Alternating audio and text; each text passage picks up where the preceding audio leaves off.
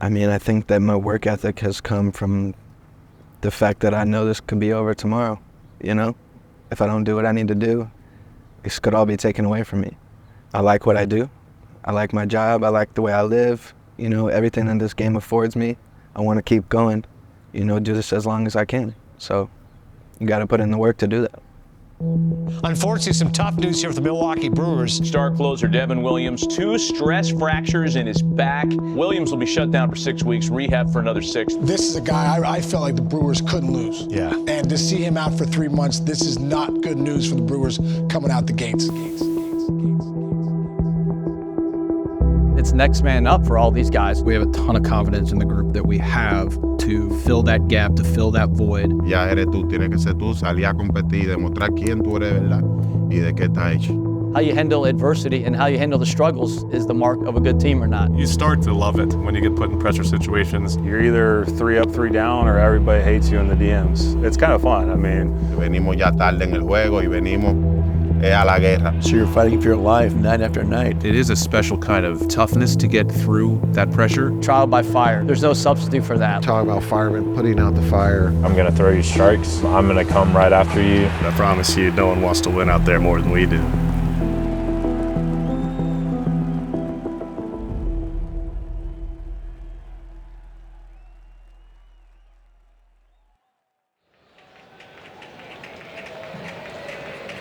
The 1-2. Got him looking. Ball game over. Abner Uribe puts it in the holster, and the Brewers even up the series with the Reds. A 9-5 win for the Crew.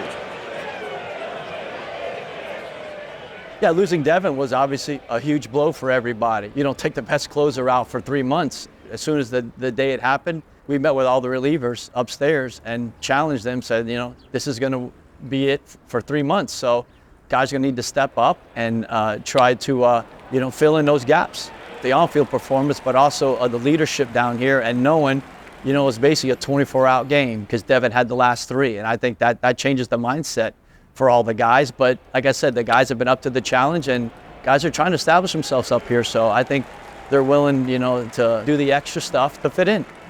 Look, I think we'd be lying if we said it didn't make things more difficult. But I also think we have a ton of confidence in the group that we have to be able to, fill that gap, to fill that void. And so that way when Devin is healthy and ready to come back, then he will just augment what is already a very strong unit. Yeah, I would say it's not uncommon for every bullpen to experience adversity. There's always a lot of moving pieces and pens. To me, the biggest story of the Brewers' March and April is backfilling for unexpected injuries. I think it's sometimes worth thinking about all the starters that they are down already at this point in the season. Brandon Woodruff is obviously at the top of that list. Wade Miley lost him for the year. Jacob Junis, he's had shoulder issues this year. DL Hall goes down with a knee injury. Aaron Ashby, he misses all of last season, and he's trying to get back into shape to be a consistent starter for the Brewers. So that's just the start of who they have lost. Now you talk about losing your closer, Devin Williams, on top of that. They've done a really great job so far of filling in all those innings. I think it just provides opportunity for the guys who are healthy and are active, right? You think of a guy like Abner Uribe, think of a player like Trevor McGill, you think of Yoel Payamps. There's any number of players who are ready to step up. It's bullpen by committee, and so it gives everyone a great opportunity here to establish because we got some young guys that are trying to establish themselves at the big league level, and it gives them an opportunity to pitch in pressure, high leverage situations, which they all want to do it, but getting an opportunity is great for them.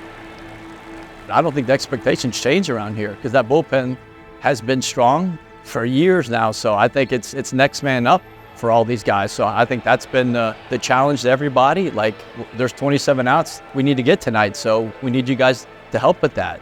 Yoel Payamps and Trevor McGill, 2 experienced pitchers with big stuff. These guys have been huge for Pat Murphy because he feels perfectly fine handing the ball in the 9th inning to either of those pitchers with a 1-run lead. And they've shown an ability to close out those games. Brian Hudson Rock, as Pat Murphy has nicknamed him. He's probably been the biggest positive surprise for this Brewers team.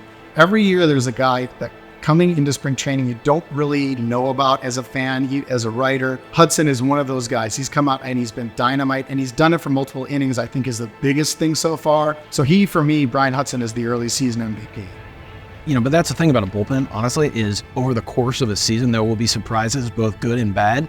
And I guarantee you by the end of the year, there will be somebody that we're not thinking of right now who has become a really important part of our 2024 bullpen. Got him! Backdoor breaking ball, and Hudson with 3 scoreless innings out of the bullpen for Milwaukee.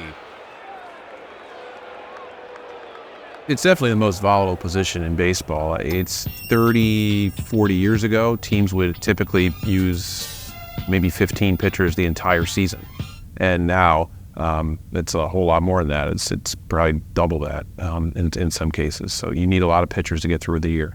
It's a long season, and roles change along the way. So I think what's asked of them may change from this week to next week to the week after. So yeah, I think on the player level, it just means being ready to perform in any situation that you're called upon. There's no set criteria for what it means to be a middle reliever versus a high leverage reliever. It's really just having somebody that can adapt, having somebody who can come in and execute, throw strikes with nasty stuff, get guys out, and then it's on us and on the coaches to then put them into positions to succeed. I always prepare myself to pitch every day when I show up to the field. I'm like, okay, I'm getting myself ready for if I have to pitch today. You have to be ready at all times. You have to be really good at judging the game and seeing how the starting pitcher's throwing so that you can prepare yourself to go in. I can pitch in any situation. 3rd inning, 4th inning, 5th inning, doesn't matter if we're up by 5 or 6 in the 8th or the 9th. I could be asked to come in and finish the last 2 innings. For me, that helps mentally because it keeps me on my toes all the time. I have to be locked in all the time and keeps me mentally prepared. It's different every time. If I was throwing the 9th inning every time, I think I would make myself a little more anxious, like, okay, it's my turn here. I'm going to be going here in a little bit. Not knowing is nice because I can just be talking, stretching, whatever, and then all of a sudden, hey, you're in. All right. Now focus. So it's a little different. I go into it knowing that, and so I don't mind it. I love it.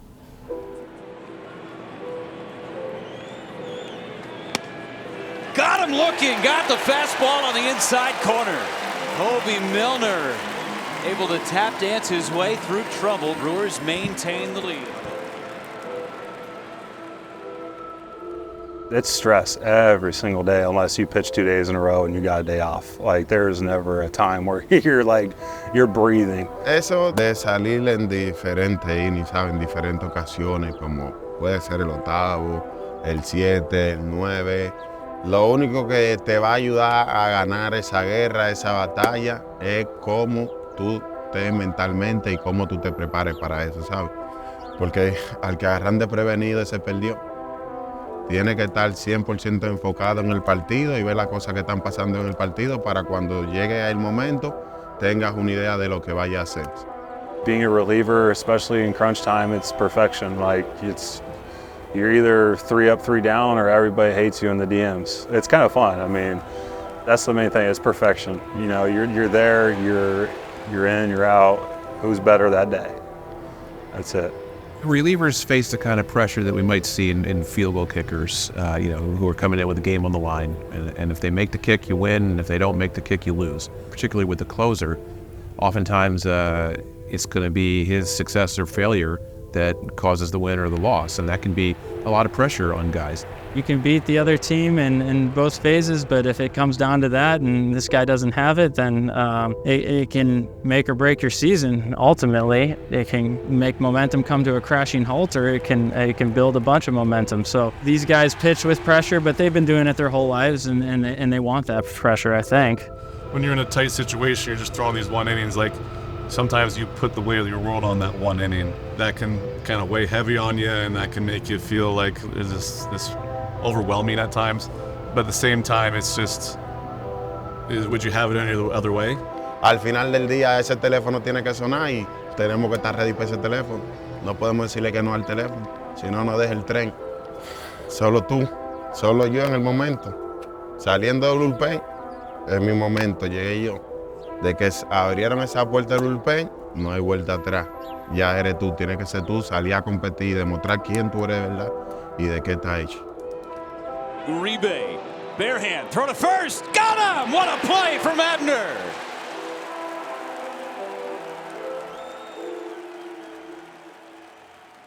Yeah, I'll use Murph's line here when it comes to kind of like the life of a reliever. Like, you're an offensive lineman. Nobody's interviewing the offensive lineman after the game, but they'll interview you if you missed your block or whatever, and you lose the game as a reliever.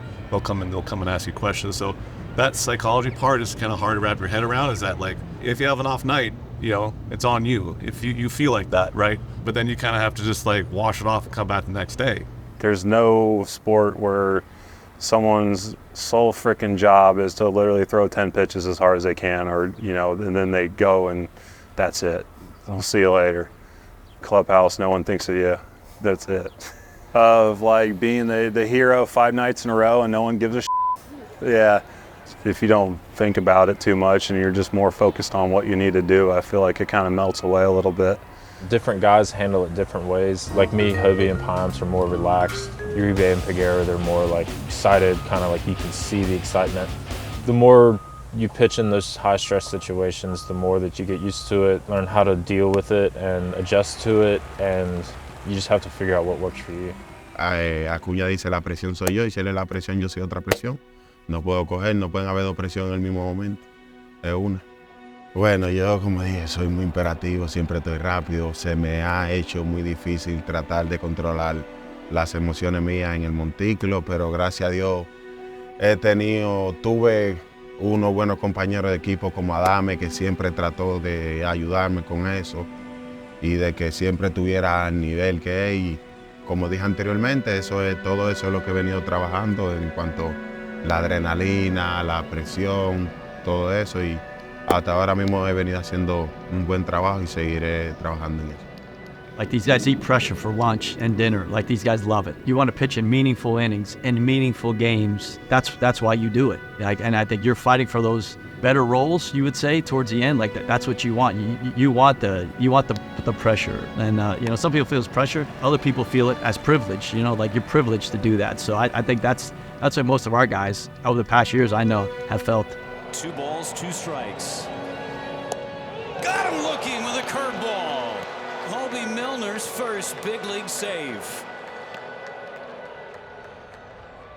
I think what we would be most excited about is once Devin is able to come back and you've got a fully loaded back of the bullpen with Devin, with McGill, with Uribe, Hobie, with Yoel, and with the rest of that group. I mean, that's a really exciting back of the bullpen. You know, rarely do seasons go exactly as you would script them out at the beginning. The question that this group, particularly of Brewers relievers, will need to answer as the season goes on is, can they carry this heavy workload for 6 months? Pat Murphy, Chris Hook, Jim Henderson, the pitching coaches, Matt Arnold, the GM, understand that they have put a heavy load on a group of pitchers who have performed really well in March and April. Now the question is, are they going to pay a price for this as the season goes on? Is this heavy early workload going to lead to some dragging arms later in the year? And the only way to know is to play out the season and find out. If you look at any teams that have made a big postseason run, the bullpen's a big piece of it, you know, and so I think we've done a good job of, again, putting in pieces there to where we're comfortable turning it over to the bullpen whenever we have a lead, knowing that we're going to finish the game out strong. Oh, we're very confident in this group. I mean, I think our organization tends to get overlooked a little bit going into every season. I think we've heard this each of the last 7 years. What was this bullpen going to look like? And then you look at the end of the year, and we're actually one of the best bullpens in the league. And it's something that we embrace, and we're proud of it. It gives us an opportunity for our coaches to be showcased. Look at the hard work that our players and our roster has put in to stepping up when a challenge like this faces them. Somebody will surprise us, you know, positively. There will be somebody that, you know, maybe doesn't quite live up to what we thought they might for 2024. But I think it just shows the world that this is a talented group. Even though we're down one very important player right now, we still have several guys behind him who are ready to step up.